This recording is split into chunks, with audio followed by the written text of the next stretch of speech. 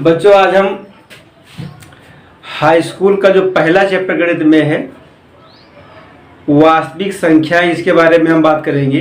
क्योंकि जैसा आप लोग जानते हैं, इस समय कोरोना महामारी चल रही है, सभी लोग घर पे हो, सेफ रहिएगा।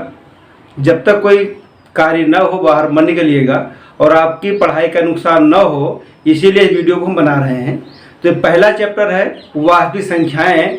तो आज हम लोग बात करेंगे वास्तविक संख्याएं क्या होती हैं।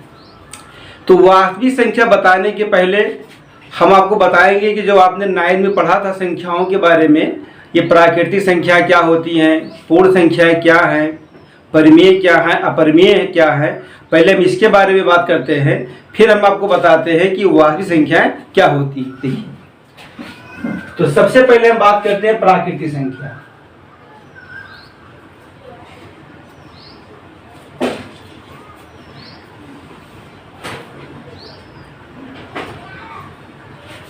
प्राकृतिक संख्या वस्तुओं को गिनने में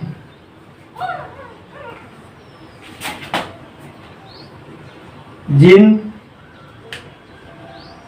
संख्याओं का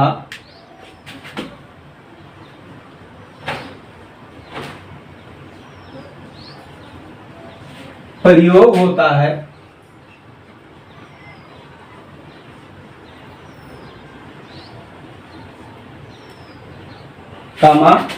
प्राकृतिक संख्या कहते हैं। प्राकृतिक संख्या कहते हैं।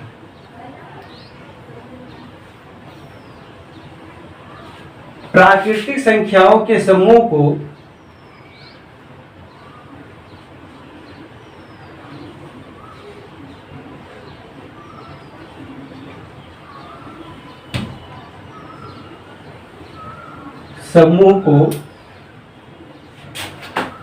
कैपिटल N से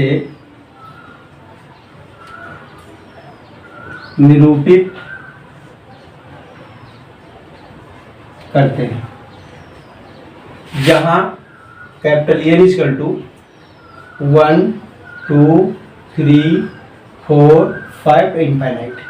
ठीक। तो प्राकृतिक संख्या की परिभाषा बताई गई कि वस्तुओं को गिनने में जिन संख्याओं का हम प्रयोग करते हैं उन संख्याओं को हम प्राकृतिक संख्या कहते हैं। और प्राकृतिक संख्या को हम लोग अंग्रेजी वर्णमाला का जो अक्षर कैपिटल N है, इससे इसको निरूपित करते हैं।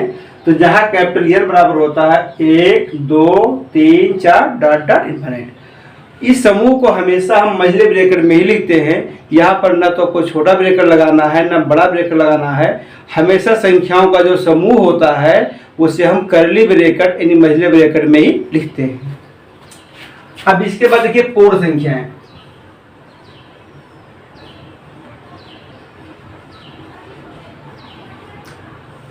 पूर्ण संख्याएं, ये पूर्ण संख्या क्या होती हैं?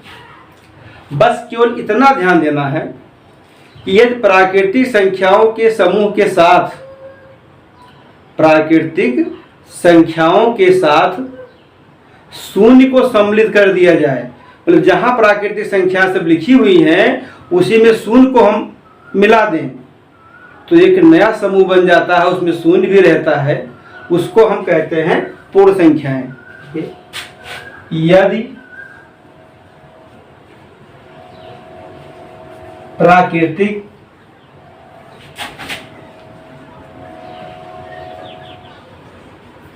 संख्याओं के साथ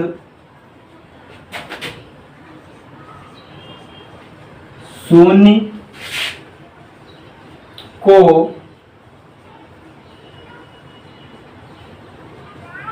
सम्मिलित कर दिया जाए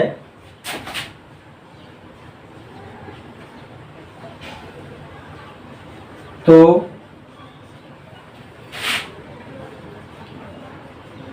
इस प्रकार के समूह को पूर्ण संख्या कहते हैं।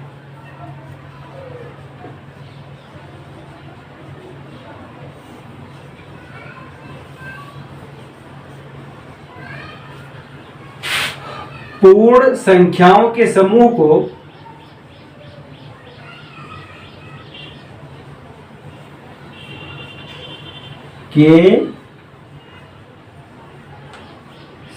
को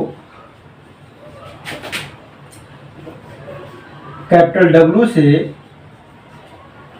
निरूपित करते हैं।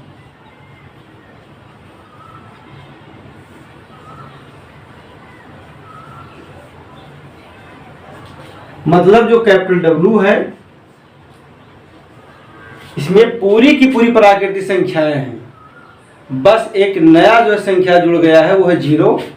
तो 0, 1, 2, 3, 4 तो प्राकृतिक संख्या और पूर्ण संख्या में कितना अंतर है? तो प्राकृतिक संख्याओं की शुरुआत होती 1 से होती, 1, 2, 3, 4, 5, और जब पूर्ण संख्या की हम बात करते हैं तो उसकी शुरुआत 0 से होती है। मतलब प्राकृतिक संख्याओं के समूह में यदि शून्य को हम सम्मिलित कर दें तो इस प्रकार के समूह को हम पूर्ण संख्या का नाम देते हैं और इसे हम कैपिटल W से निरूपित करते हैं। मतलब कैपिटल W जो होता है वो 0, 1, 2, 3, 4 ठीक। अब देखिए इसके बाद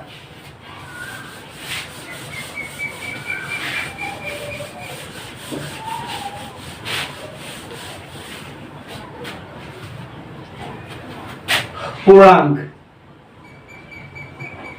इंटीजर।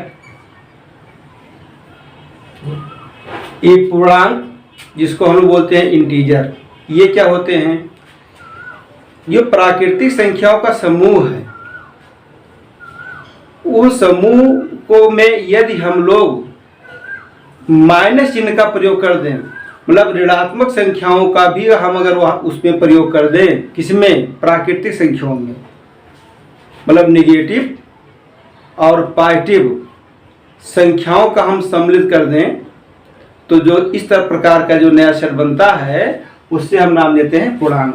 क्या देखिए,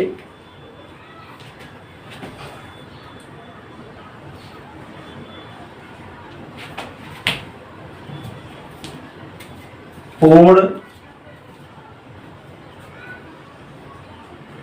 संख्याओं में ऋणात्मक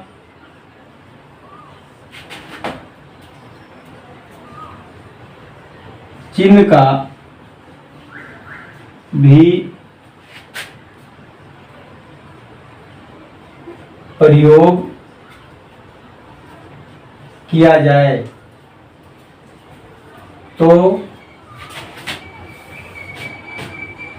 इसे पूर्णांक कहते हैं। ऐसा भी हम कह सकते हैं कि जो हमारे पास पूर्ण संख्याएं हैं उनको हम प्लस और माइनस के साथ लिखें तो इस प्रकार का जो नया समूह बनेगा उसको हम नाम क्या देते हैं? पूर्णांक। ठीक। पूर्णांक को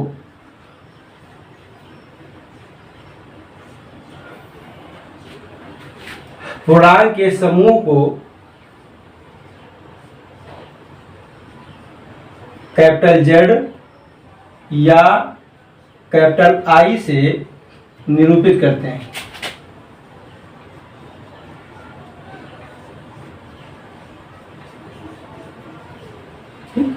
जहां कैपिटल Z इक्वल टू होता है डॉट -3 -2 -1 0 1 2 3 4 डॉट। अब देखिए इसके पहले हमने लिखा था होल नंबर, तो होल नंबर की शुरुआत कहां से हुई थी? 0 से हुई थी। तो पूर्ण संख्या में क्या होता है कि उन नेगेटिव संख्याओं को भी हमने सम्मिलित कर लिया है। उसी बात को आपने लिखा है कि यह पूर्ण संख्याओं में ऋणात्मक चिन्ह का भी प्रयोग किया जाए। जो हमारे पास पूर्ण संख्याएं होती हैं यदि उनमें माइनस लगा करके और पहले वाली संख्या होती है उनको भी हम सम्मिलित कर लें तो इस प्रकार का जो नया समूह बनता है उससे हम बोलते हैं पूर्णांक। और किससे लिखते हैं? तो पूर्णांक को सिंबल दिया गया है, कहीं कहीं जेड से लिखा जाता है और आई से भी लिखा जाता है। इसके दो नाम हैं, हम जेड से भी लिखते हैं और इसको हम आई से भी लिखते हैं। तो इस तरह से जो बन जाता है पूर्णांक। ठीक, अब पूर्णांक के बाद देखिए हम बात करते हैं परिमेय संख्या।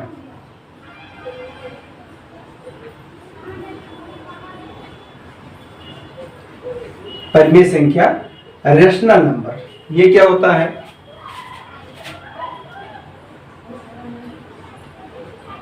जिन संख्याओं को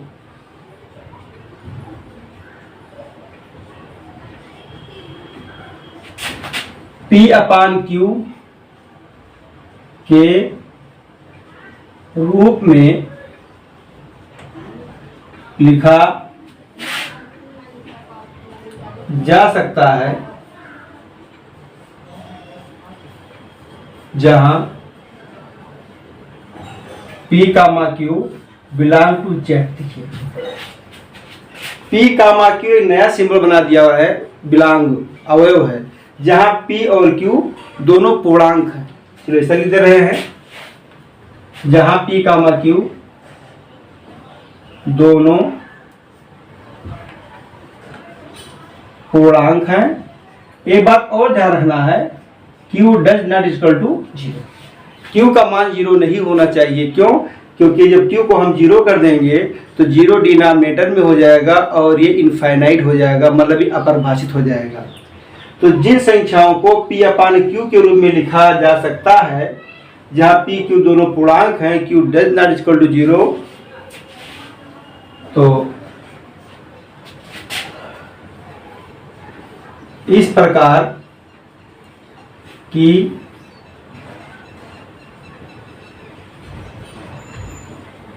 संख्याओं को परिमेय संख्या कहते हैं। परिमेय संख्या कहते हैं। परिमेय संख्याओं के समूह को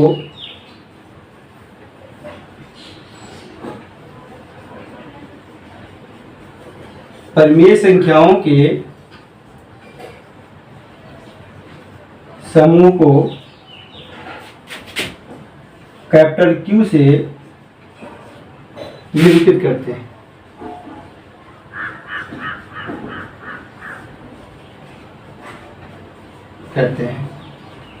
जैसे Q इक्वल टू, अब देखिए 1/2 -3/4 4/7 1.2 3.72 इस तरह की संख्या जो होती हैं, ये सब के सब क्या है? ये परिमेय संख्या है। ठीक, 1/2 लिखा है, -3/4 है, 4/7 है, 1/2 है, 3.72 है, फिर डॉट डॉट, मतलब जितनी भी संख्या दशमलव वाली संख्या होती हैं, ये सभी संख्याओं के समूह को हम नाम क्या देते हैं? Q।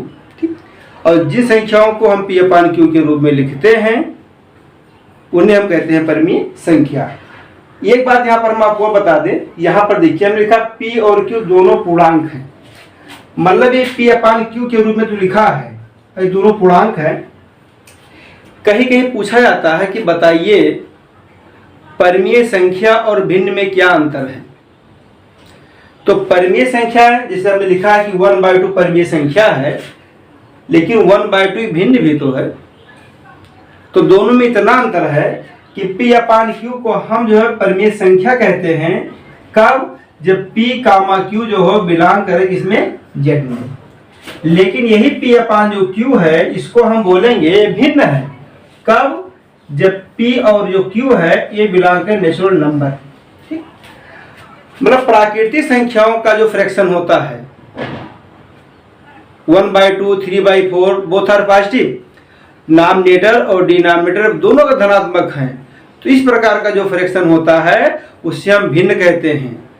तो जितने भी भिन्न होते हैं वो सब के सब परिमेय संख्याएं होती हैं, लेकिन सभी परिमेय संख्या जो होती हैं वो भिन्न नहीं होती हैं, इसको भी हम ध्यान रखेंगे। जैसे देखो हम बात करते हैं 3/4 क्या है, तो 3/4 जो है एक परिमेय संख्या भी है, लेकिन ये भिन्न भी है।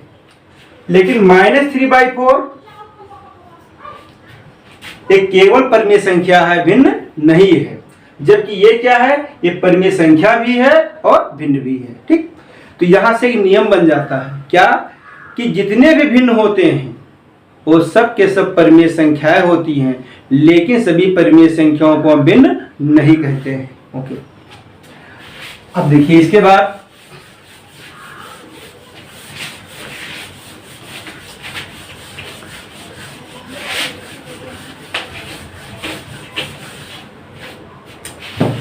अपरिमेय संख्या।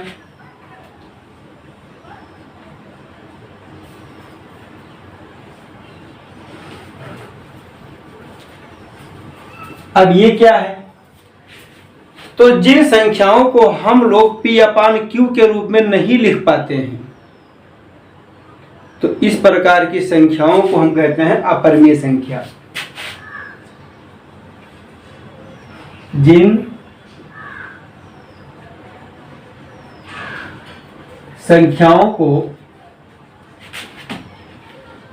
P अपान Q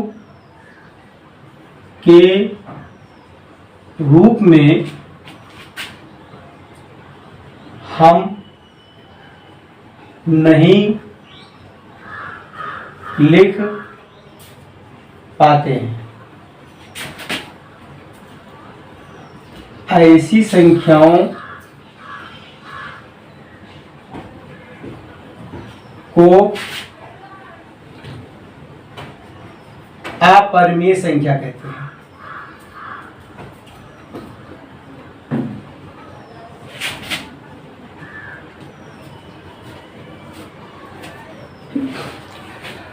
अपरिमेय संख्याओं को सिंबल दिया गया है, कहीं कहीं कुछ किताबों ने आई लिखा है, लेकिन इसको सिंबल दिया गया है पी।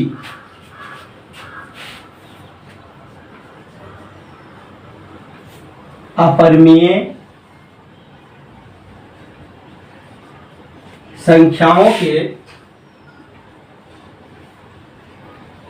समूह को कैपिटल P से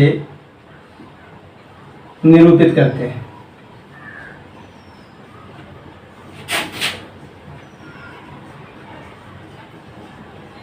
मतलब ये जो P है ये क्या है, जैसे हम लिखा √2 है, √3 है, √5 है,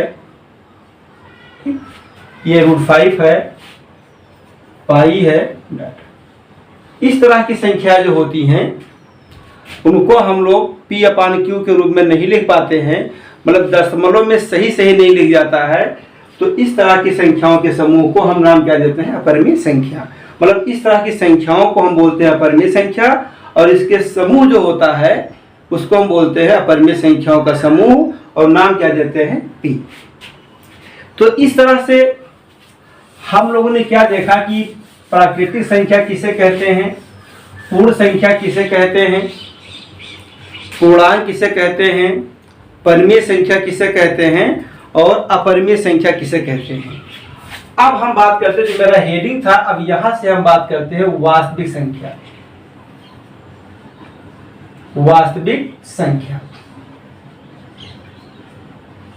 ये क्या चीज है, ठीक। तो वास्तविक संख्या क्या है, तो परिमेय और अपरिमेय, परिमेय और अपरिमेय संख्याओं के समूह को हम वास्तविक संख्या कहते हैं। मतलब परिमेय और अपरिमेय संख्याओं को मिलाने के बाद जो संख्याएं प्राप्त होती हैं उनको हम नाम देते हैं वास्तविक संख्या।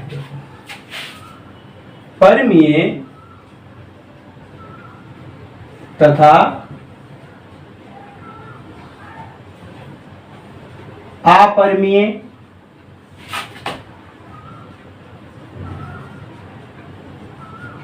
संख्याओं के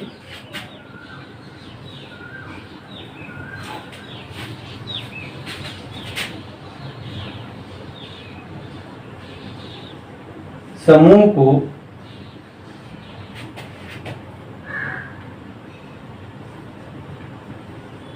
वास्तविक संख्या कहते हैं। मतलब जो हमारे पास परिमेय संख्याएं थी और जो अपरिमेय संख्या थी, इन दोनों को मिला दिया जाता है तो उससे नाम क्या देते हैं, वास्तविक संख्या। अब इसमें क्वेश्चन आता है कि हम ना मिलाएं तो नहीं मिलाओगे तो हम ये कहेंगे कि जितनी भी परिमेय संख्याएं हैं वो सब के सब वास्तविक हैं, जितनी भी अपरिमेय संख्याएं हैं वो भी सब के सब क्या है, वास्तविक हैं। वास्तविक संख्याओं के समूह को कैपिटल आर से निरूपित करते हैं।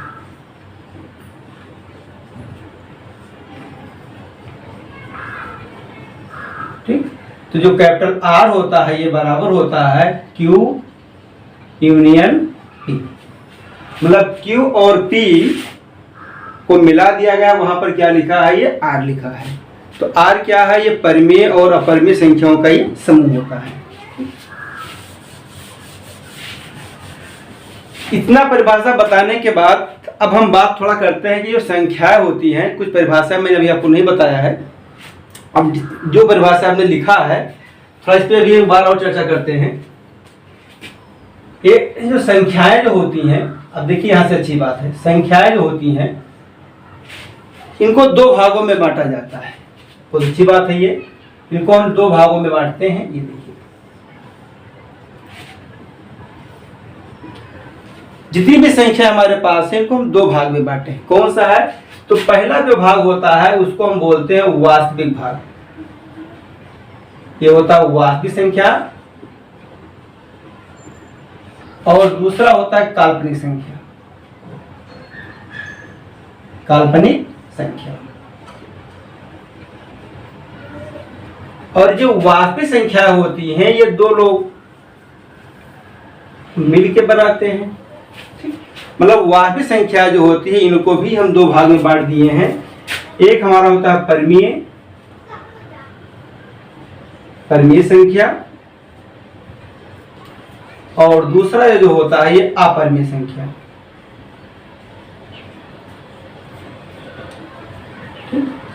अब ये बात हुई कि हमने परिमेय संख्या की परिभाषा आपको बताया, अपरिमेय संख्या का परिभाषा बताया, और ये भी बताया कि परिमेय और अपरिमेय संख्याओं का जो समूह होता है उसे हम वास्तविक संख्या कहते हैं।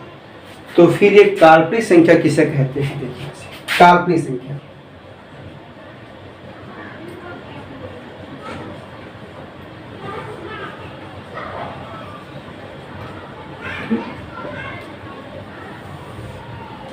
जिन संख्याओं का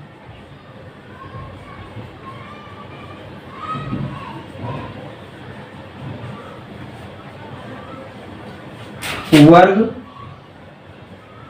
ऋणात्मक होता है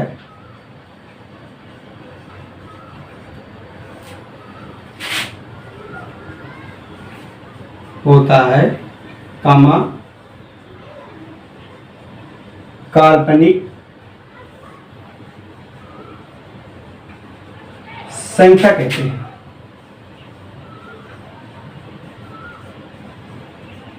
या ऐसा भी आप कह सकते हैं,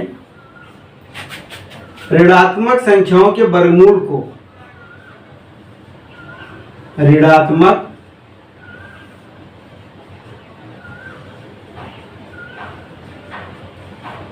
संख्याओं के वर्गमूल को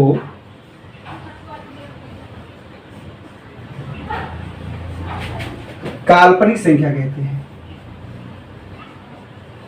काल्पनिक संख्या कहते हैं।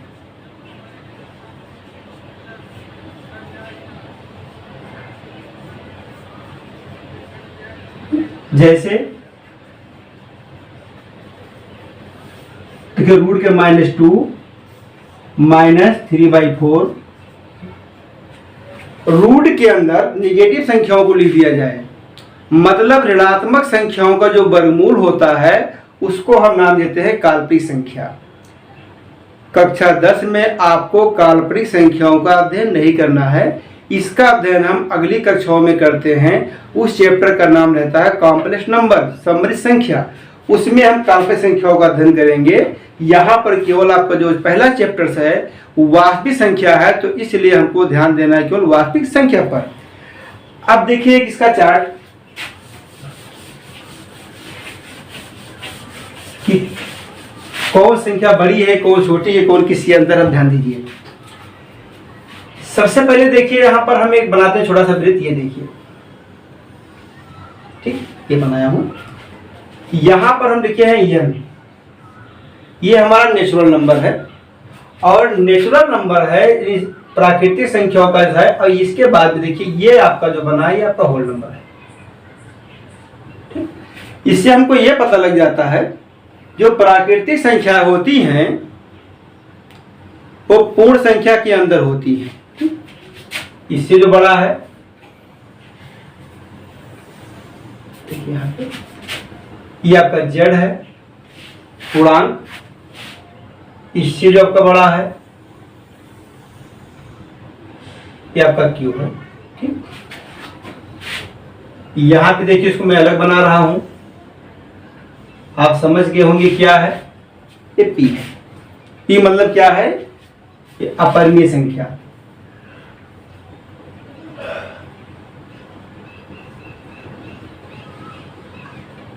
ठीक, और इसके बाद में ये देखिए सबसे बाहर हमने क्या लिखा है, कैपिटल आर। यहां से आपने क्या सीखा कि नेचुरल नंबर, उसके बाद होल नंबर, उसके बाद इंटीजर, रेशनल नंबर, और फिर क्या है, रियल नंबर। देखिए ये जो है, जो इरेशनल नंबर है, अपरिमेय संख्या, इसको बाहर रखा गया है। क्या आप देखिए, यदि आपसे हम पूछें कि बताइए जो आर वाला वृत्त है उसके अंदर कौन कौन से वृत्त हैं, तो ये आपका बड़ा, देखिए जो आपके पास बाहर बाहर बड़ा सा वृत्त बना है, इसके अंदर सर्वप्रथम दो वृत्त हैं। कौन सा है, एक आपका Q है, एक आपका P है, ठीक। ये जो P है इसके अंदर नहीं आ पाया है। अब यहां से देखा जाता है कि जितने भी होल नंबर हैं सभी होल नंबर को हम जो है इंटीजर कहते हैं, और सभी इंटीजर को परिमेय संख्या कहा जाता है, और सभी परिमेय संख्याओं को वास्तविक संख्या कहा जाता है, ठीक। अब छोटा सा क्वेश्चन बन जाता है, सवाल लगाते समय बड़ा इसमें प्रॉब्लम भी होता है। जैसे यदि कहीं लिखा है n, अब लिखा है कि n क्या है, एक नेचुरल नंबर है, एक प्राकृतिक संख्या है। तो जितनी प्राकृतिक संख्याएं होती हैं वो सब के सब होल नंबर में हैं, वो सब के सब जो है इंटीजर में हैं, वो सब के सब किस में है, प्राकृतिक संख्या। सब के सब जो होती है ये परिमेय संख्याओं में होती है, ठीक। तो परिमेय संख्या कौन कौन है, तो परिमेय संख्या में z भी आता है, w भी आता है, और n भी आता है। जैसे अभी यहाँ पर मैं 4 लिख दूं और आपसे पूछा 4 क्या है, तो सबसे पहले तुम बोलोगे जो 4 हमारा है वो नेचुरल नंबर है, फिर कहोगे 4 होल नंबर भी है, 4 इंटीजर भी है, और जो 4 हमारा लिखा है वो परिमेय संख्या भी है, ठीक। इस तरह से है। यहाँ पर क्या है, परिमेय संख्या, इसमें कौन कौन से लोग हैं, इसमें √2 है, √3 है, √5 है, √7 है, पाई है, ये लोग यहाँ पर है, ठीक। तो Q यानी पूरा ये हो जाता है, और P दोनों को मिलाते हैं तो क्या बन जाता है, ये R। R का मतलब क्या है मैं बता चुका हूं, ये हमारा वास्तविक संख्या है, वास्तविक संख्या, ठीक। एक Q हमारा क्या है, जो Q हमारा लिखा हुआ है ये हमारा परिमेय संख्या, परिमेय संख्या, ठीक। ये Z क्या है, तो Z आपका जो लिखा है ये पूर्णांक है, ठीक। W क्या है, ये पूर्ण संख्या है, पूर्ण संख्या। कैपिटल N क्या है, ये प्राकृतिक संख्या। जो कैपिटल N है वो क्या है, प्राकृतिक संख्या है।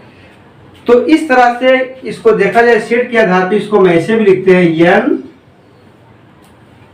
देखिए इस तरह जो बनाया जाता है इसको बोलते हैं सबसेट है किसका, W, मतलब n जो है W के अंदर है, और W किसके अंदर है, वो जेड के अंदर है, जेड किसके अंदर है, क्यू के अंदर है, और क्यू किसके अंदर है, वो आर के अंदर है। ये चीज होता है।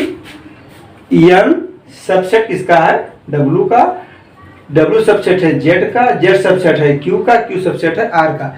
सबसेट का मतलब होता है कि एन का पूरा जो एलिमेंट है वो डब्लू के अंदर है, डब्लू का पूरा एलिमेंट जो होता है वो जेड के अंदर है, जेड का पूरा एलिमेंट जो है क्यू के अंदर है। मतलब एन, डब्लू और जेड और क्यू में सबसे बड़ा क्यू है, ठीक। और ये किसके अंदर है, आर के अंदर है। ये पी जो है, ये पी कहाँ का एलिमेंट है, तो पी भी सबसेट किसका है, आर का है, ठीक। तो पी भी आर के अंदर है, लेकिन क्यू और पी में कोई एलिमेंट कॉमन नहीं है। मतलब जो पी में होगा, जो यहाँ पर होगा इसके अंदर नहीं आ सकता है, जो यहाँ पर होगा इसके अंदर नहीं हो पाएगा, ठीक। मतलब जो परिमेय होगा उसको हम अपरिमेय नहीं कहेंगे, और जो अपरिमेय होगा उसे हम परिमेय नहीं कहेंगे। तो बच्चों देखिए, हाई स्कूल का पहला चैप्टर था, उसका पहला हेडिंग है वास्तविक संख्या, जिसके बारे में मैंने आपसे बात किया। इसके बाद में आपको बताएंगे कि यूक्लिड लेमा क्या है, ये अगले वीडियो में आपको बताएंगे। ओके।